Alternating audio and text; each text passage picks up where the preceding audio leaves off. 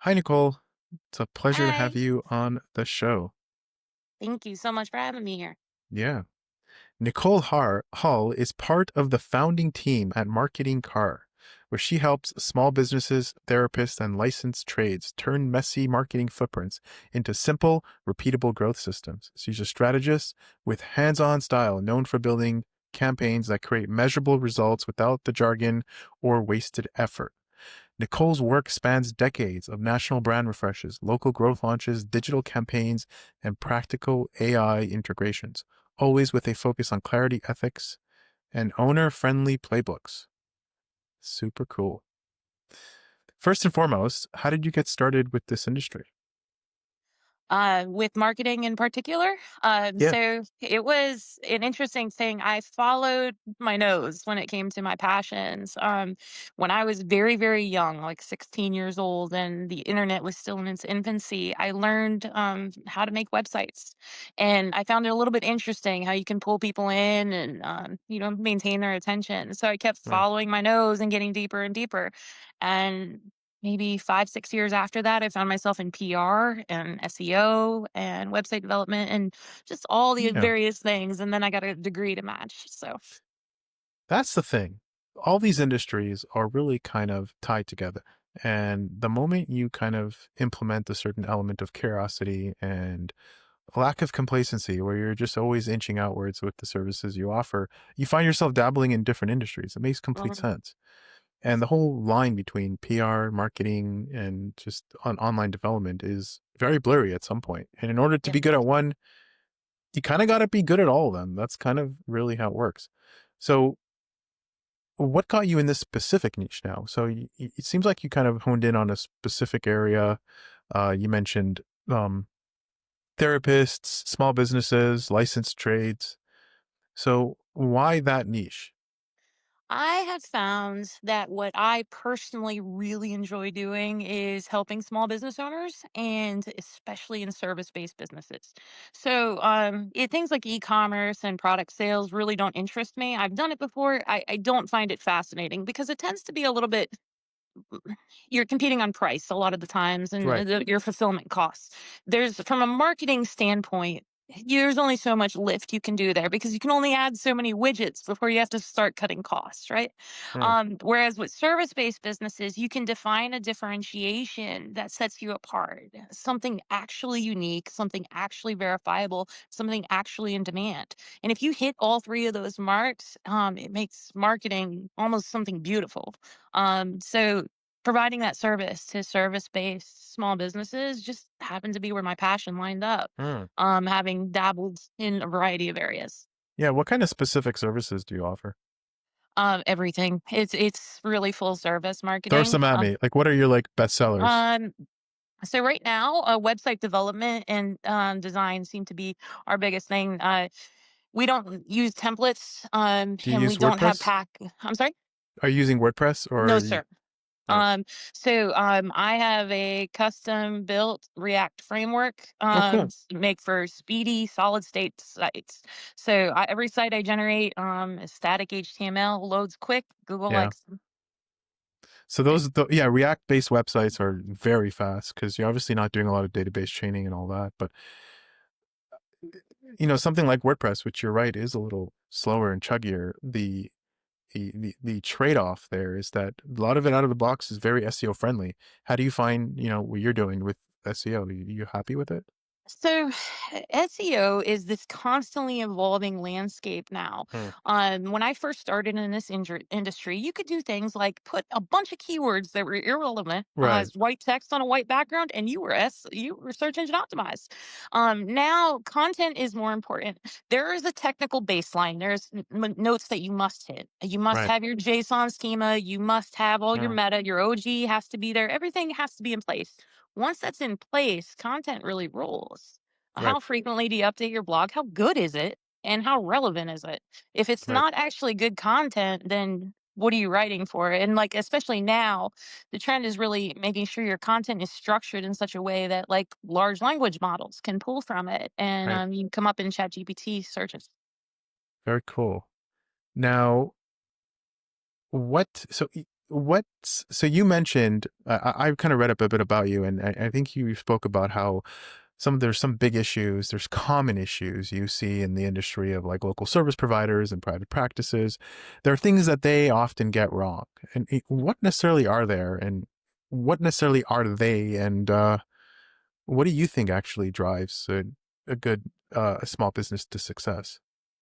So this might show a little bit of my favoritism, but I really do feel like a good strategy is the key to success. And that sounds like a lot of fluff because a lot of people say that.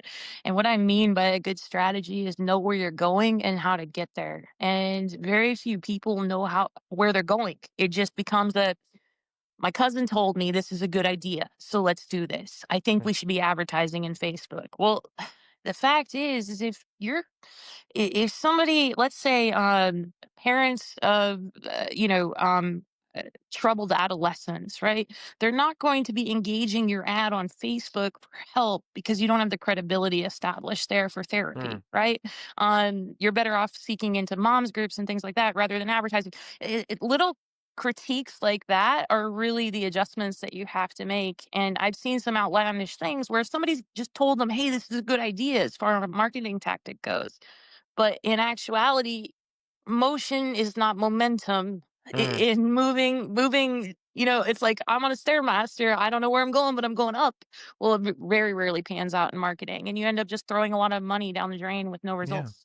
I like that. Motion is not momentum. That's wise words. Yeah, especially in the world of marketing and SEO, where it's like there's the whole world's doing them, and it's like these cookie cutter services that are borderline trash, and it's all like, oh, I need 6 months of work to show you any results, and then you're 6 months in and you're out of pocket, and it all seems so like esoteric and nuanced, but it's really not. And it's just the difference is someone's trying to fit you in their mold of a service, or you're adjusting to their specific needs. And it's hard to find the latter. It really is. And you mentioned you do web development. Super cool. You told me you do some PR. Tell me a little bit about that. So we have dabbled in just outreach, responding to heroes, and just some placement. While that's a service in its infancy within our organization, because we're actually relatively new. While we were spawned from a much larger company as a sister organization, the reason we came about was so that we can offer essentially everything I sell is custom fitted to every client I talk to. We don't have preset anything. But because of that, is when somebody comes to me and they say, I need this, this, and this, or this is my problem, I have 176 tactics I can pull from to see what works for them. Super And cool. yeah. I love your versatility. And by the way, you should know, Nicole, I've been in this industry for a long time. Like we built servers, we built websites, you name it, online footprints, knowledge panels. And it's not common you find someone with that element of versatility, because that's what this industry requires. We're expanding, we're pushing forward as in terms of the industry at an exponential rate of growth. And you can never fall in love with any method. You can never fall in love with any programming language. You can never fall in love with any tool, because then you are complacent while your competitors are getting that edge. Mhm. And not many people stick to what they know. People aren't too comfortable keeping that learning cap on all the time. And I believe you should have an 80-20 rule. You should oscillate between 80% R&D, 20% maintaining your base, and then flipping that around. So you're constantly providing new services. And it's different skill sets. Like being a good PR agent is fundamentally different than knowing how to recommend a good host for your client. Like these are like completely two different worlds. And how do you stay on your toes? Like how do you not get like locked in your ways, and you've got your services, and hey, these are the services we offer. So, one, I have a great deal of curiosity, which fuels everything for me. I am very proud when I can say, you know what, you're not accruing technology debt, you're not accruing any kind of debt by taking this step. You're not fitting into anything. This is the latest and greatest. And when you can Yeah, give a client that without that latest and greatest or agency price tag, it's pretty cool. The other side of it is I have a great powerful team of colleagues. And because of that, where I lack, I can lean on them for support and to help boost me up. beautiful. How many people you have working with you? So we have right now on marketing car, we have 4 or 5 members in our founding team, and then, from with our sister organization, there are a dozen others we can pull from at any point that Super I cool. work with on the daily, so. Super cool. This is me being a little nosy, but internally, how do you stay organized? Like, do you use Notion or like a project management tool? So we actually do use Notion, which is one Mm, of my favorites, me too. especially since we have Notion AI now, which allows me to just brain dump what I want and it fixes it for me. Mm, That's number one. Slack is my literally my lifeblood. I am on Slack probably 18 hours a day mm. and a lot of Zoom calls. But Notion is my baby. We deployed that like 3 months ago, so we're still like getting used to using it. But Yeah. man, it's so powerful. I love it. It's powerful, in my opinion. I've tried a lot of them. I've tried ClickUp. I've tried, Yeah. and one of like the hallmarks of hey, this is not the direction. When you start to like prefer not to use it, like when you realize, oh, you naturally are getting pulled off the system. You're like, let me just message them on WhatsApp. That's a sign that something's a little just not a great fit. And why Notion I think is so good is that it's bare bones. It's basic. It's database structure, basic query management. Like if you understand SQL, you understand how databases work. That's it. That's all you need to really take control of the Hmm. system. And the way it allows you to make relationships between data, tag people, it's beautiful. And it Yeah. allows me to get that abstraction, so I don't have to like redundantly put data in the same spots, that which leads to confusion. 100% Notion all the way. Now, of course, we're going to talk about the big one here. Is that the progress of NLPs, of natural language processors, like GPT. How are you using that internally to get stay optimized, and how are you using that externally to kind of build your client relationships? Yeah, so at a very superficial level, things like ChatGPT are amazing to help me keep up on communications. And I use that as just a boost to my email, I guess I would say. Yeah. If there's a great deal of data, I will throw it in there to help me process and sort it into a structure that I can quickly follow. It makes me more efficient. But as far as helping my clients, a lot of times I will use it to litmus check anything I'm putting out. So if I have just say a direction that I want to take a client, I will say, this is the client, this is the existing website, these are the directions I'm proposing. Tell me, is this the most effective and quickest route to get there? Because what I have found is that AI is amazing and better than humans will ever be at how, but never better at what. So as long as I can define Hmm. what for it, it can help me lay the groundwork very quickly for how. Interesting. I could focus more on that what part, which is what my clients engage me for anyway. They don't care about how it gets done. They just want to make sure it's the right thing. Right. Interesting. Interesting. And how do you so like how do you build clients? Like what's your go-to method for building trust, for doing outreach? It's a competitive landscape out there. There's a lot of people Yeah, do what you do, but then there's very few people who understand why what you do is better than your competitors.